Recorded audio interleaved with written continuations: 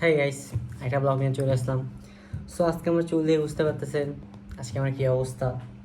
খুব বাজে অবস্থা। কালকে আমার স্কুলে চুল কাটিয়ে দিয়েছে একদম, মাথা একদম পুরো ন্যাড়া। বাংলাদেশের একটা আপনি বাংলাদেশের রাজনীতি বা এডুকেশনের কথা বলেন, খুব বাজে ভাই, প্রচণ্ড বাজে।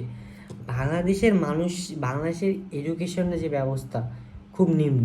আর বাংলাদেশের মানে পড়াশোনার কোনো উন্নতির কোনো নাই। 2012 সাল, এখন 2026 সাল চলতেছে। জেন জেন জি বলে এখন এই জেন জি এখন 2012 সালে কারিকুলামের এখন পড়তেছে। তাহলে ভাবো কত দেশ পিছিয়ে গেছে আমাদের। যেখানে দেশের অ্যাডভান্স হয় ChatGPT AI, কিন্তু বাংলাদেশ এখনও 12 সাল নিয়ে পড়ে আছে। আর ওদের পড়াশোনা কোনো খোঁজ খবর নেই। স্বাধীন চুল কার বড়, কার এই সমস্যা ওই সমস্যা, এইটাই আমি দেখেই করছি। যতদিন বাংলাদেশ এইভাবে এইভাবে থাকবে, এই এডুকেশন এই শিক্ষা ব্যবস্থা নিয়ে থাকবে, এই চুল কাটা, এই সেই মুখস্থ বিদ্যা, রেজাল্ট A+ গোল্ডেন পাইতে হবে, এই মেন্টালিটি নিয়ে আবার এই এডুকেশন যতদিন থাকবে, আমি ইরাম লেখি করছি, এই ভিডিওটা যদি থাকি যায় তাহলে এই ভিডিওটা অবশ্যই সাক্ষী থাকবে, বাংলাদেশে কোনো উন্নতি হবে না। আমি ইরাম লেখি কব যতদিন এই এডুকেশন থাকবে, 2012 সালে এডুকেশন থাকবে, আমি ইরাম লেখে বলবো দেশের 100 বছরও এই এডুকেশন নিয়ে ভালো কিছু করা যাবে না। ছেলেরা স্বাধীন ভাষায় পড়তেছে, তা ভালো রেজাল্ট করতে পারতেছে না। অনেক ছেলে পড়তেছে না, পড়ায় কোনো আনন্দ নেই, সারাদিন খালি মানে নিজ মুখ বাংলাদেশে এটা প্রকৃতি এগুলো এইভাবে পড়তেছে। পড়ায় এমন এডুকেশন দিতে হবে যেটা মানুষ পড়ে মজা পায়, পড়ে অনেক আগ্রহ পায় যে আজকে কী শিখবো। না, 12টা সাবজেক্ট একটা স্টুডেন্ট 12টা সাবজেক্ট মেমোরি এখানে ঢুকে দিতে পারে একটা। হ্যাঁ, অনেকে পারে, আমি বলবো না অনেকে কিন্তু পারে না, অনেক ক্যাপাসিটি কিন্তু হয় না। সো ওই হিসেবে এমন কারিকুলাম দিছে, মানুষ স্কুল করে, সায়েন্সের স্টুডেন্টে বেশি বেড়া, 5টা প্রাইভেট পড়ে, 3টা করে হায়েস্ট 3-4টা দিনে প্রাইভেট পড়ে, স্কুল করে প্রাইভেট পড়ে, দিনে পাশে পড়ার সময় থাকে না।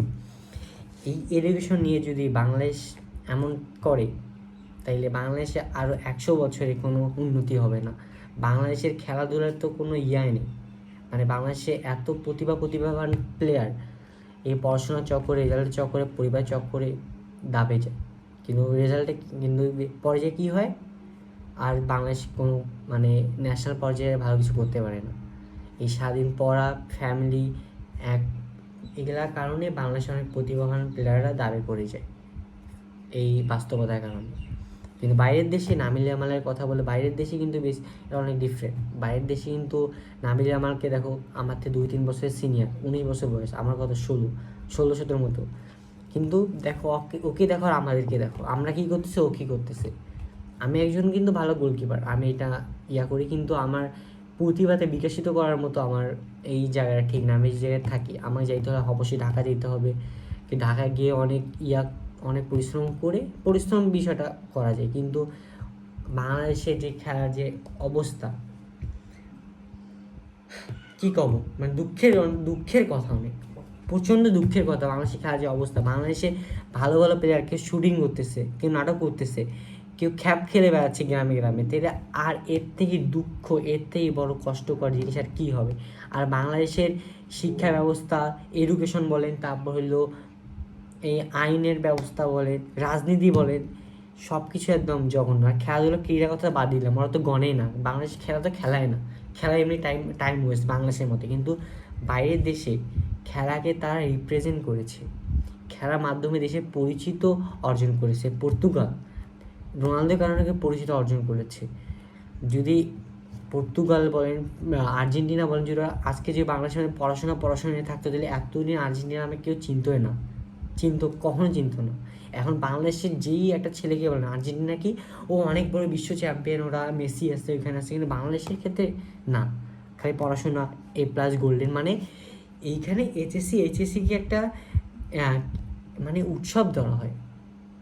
আজকে আপনি দেখেন অনেক জায়গায় দেখবেন, অনেক আজকে এসএসসি রেজাল্ট দিয়েছে, অনেক জায়গায় দেখবেন যে এসএসসিতে অনেক মানুষ ফেল করাতে অনেক আত্মহত্যা করেছে। এইচএসসি রেজাল্ট কিছুদিন পর অনেক করবে। এইটা কেন? এমন এডুকেশন আনেন যেখানে যে মানুষ ডিপ্রেস থাকবে না, মানুষ যেইটুকে প্রতিভাসে ওইটুকু বিকশিত করে মানুষ হ্যাপি থাকবে। এমন এডুকেশন আনবেন না যে মানুষের মুখস্থ করার ক্যাপাসিটি নাই, কিন্তু জোর করে ধরে বান্ধে মুখস্থ করাচ্ছেন পরীক্ষায় ভালো রেজাল্ট করার জন্য, কী লাভ? লাভ আছে? একটা 11-12 পড়ার ছাত্র ইংলিশ বলতে পারে না, ইংলিশে কথা বলতে পারে না, এটা কোনো কথা?